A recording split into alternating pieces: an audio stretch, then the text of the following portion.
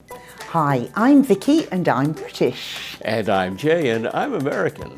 We live in Philadelphia in the US and we're just back from a holiday in England. England is a strange country, and I'm going to show you some of the surprising things I saw. And you'll learn how we both use comparative adjectives along the way and some common mistakes to avoid.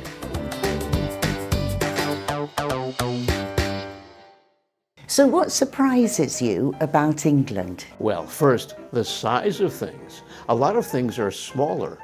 The cars, the refrigerators, the food packages in the supermarket. It's a smaller country than the US. We have less space, so we're more crowded. The streets are narrower, and I had to be more careful when I was crossing the street because you drive on the wrong side. Not the wrong side, we just drive on the left-hand side of the road. So the cars are coming from the right, and if you look left before crossing the street, you could get hurt. I had to make Jay hold my hand like a child to get him across the road. It's dangerous. Okay, what else surprised you? The age of some of the buildings. We stayed in a hotel that dated back to the 16th century. That's older than anywhere I've stayed before. It was an old coaching inn, so in the past, coaches with horses stopped there to rest. But these days, it's a pub. And it's also a hotel, but it's not like a Holiday Inn or a Hilton. It didn't even have a front desk. When we arrived, we just went to the bar to say, hey, we're here. And it was nice because they gave me a big glass of wine. Well, that was because they were looking for our reservation.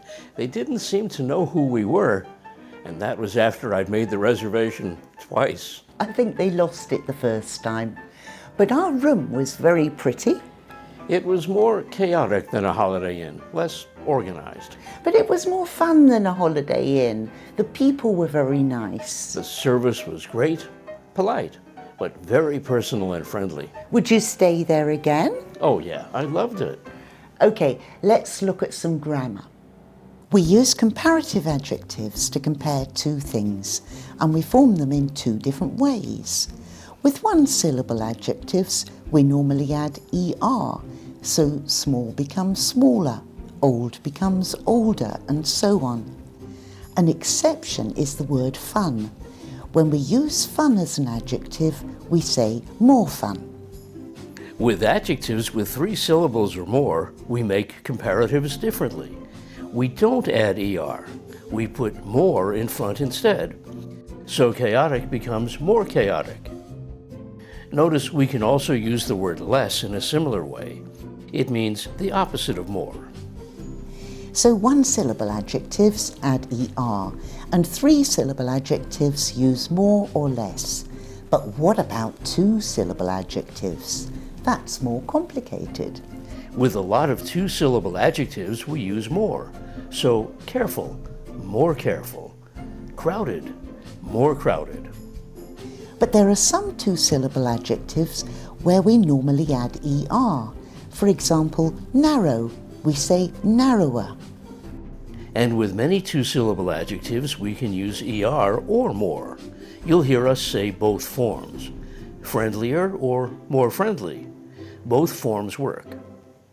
Here's another funny thing about the UK. Every home has an electric kettle. No, of course.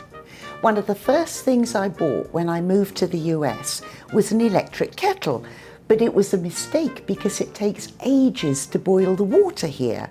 Electric kettles are really slow in the US. Well, our electricity is 120 volts. It's 240 in the UK, so it's quicker. But you have a strange relationship with electricity in England. When you go into a bathroom, there's no light switch. There is a switch, but it's outside the room. Or the switch hangs from the ceiling and you pull a cord to turn the light on. So you have to grope around in the dark to find the switch. But it's safer because you could have wet hands and you don't want to mix water with electricity. And there are no electric sockets in the bathroom, so you have to go to a different room to use your hairdryer. It's safer that way. Also, English sockets have switches on them. So you plug something into an outlet and it doesn't work. And then you discover you need to turn the switch on. I think our plugs are better than American ones. They're bigger and they always have 3 pins. Our pins are thinner, and sometimes there are just 2. And sometimes your pins bend. English plugs are sturdier. Okay, but what is it with English faucets? You mean our taps?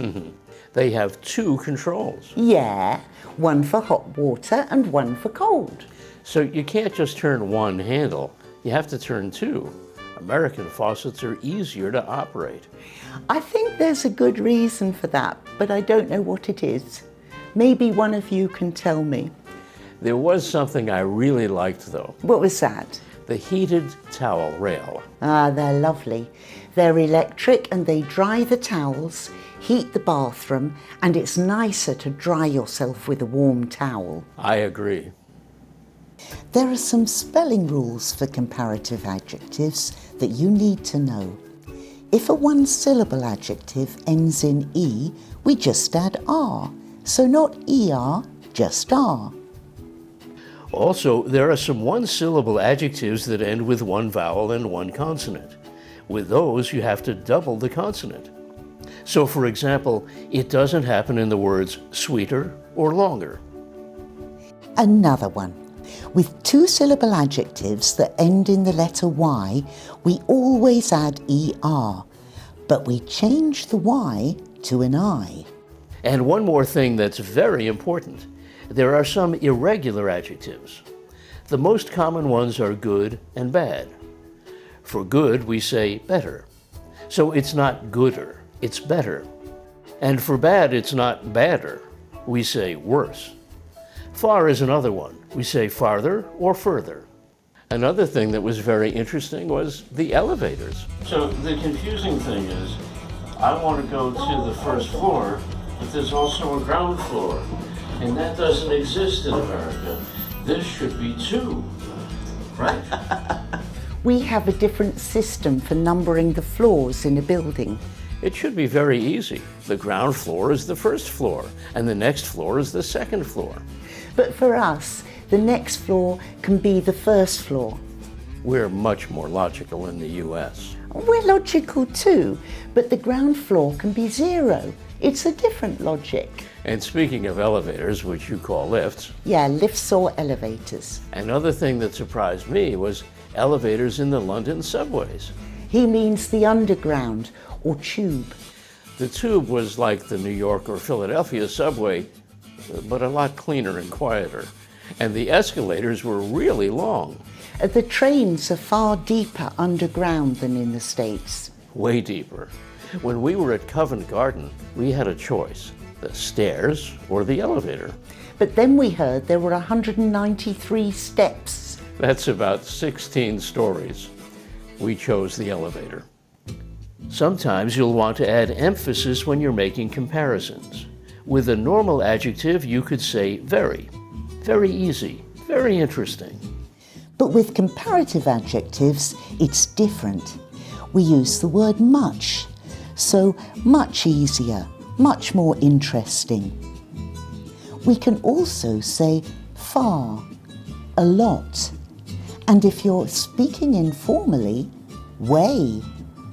And if you want to minimize the difference, you can say a little. I love the signs in England. It's funny to see signs saying toilets everywhere. So if you wanted to find a toilet, what would you say? Where's the restroom or where's the men's room? I'd say, where's the toilet? You're more direct than me. It's just what we say. And we went to the theater and our seats were in the stalls. Yeah, we sat downstairs in front of the stage, the stalls. We call that part of the theater the orchestra. We have an orchestra pit in English theatres, but it's literally where the orchestra sits. The audience sits in front, in the stalls. For me, stalls are the partitions in a restroom that separate the toilets. Stalls has that meaning for us too. But now you've learnt a new meaning of the word. My English is getting better and better. But stalls don't sound like good theater seats to me. Your favourite sign was at Heathrow Airport. Oh yeah. If your flight is departing from B or C gates, please board the next available train from either platform. The first stop will be for all B gates, and the second stop will be for all C gates. The tech is getting more and more advanced. Her eyes seemed to follow me as I moved around. But the funniest signs were in the subways. The exit signs that tell you how to get out. You loved them. Yeah, they made me think of hippies in the 1960s. When something was cool, they'd say it was far out or way out. It's far out, man. Way out there. Here's a cool structure you can use to make comparisons. You double up and use two comparatives in one sentence. We often do this to say things are changing. Let's finish with the most common mistakes students make with comparatives. We use the word than after the comparative adjective when we want to show what we're comparing something with.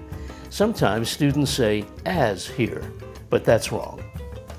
Also notice the word me in this sentence. We don't say I, we use the object form of the personal pronoun. So, than me, than him, than her, than us, than them. And the other common mistake is to use ER when you should say more, and vice versa.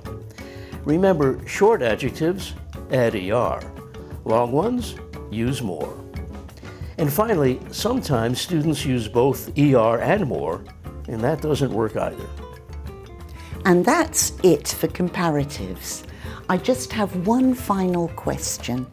Did you like England, Jay? Oh yeah, the more I go there, the more I like it.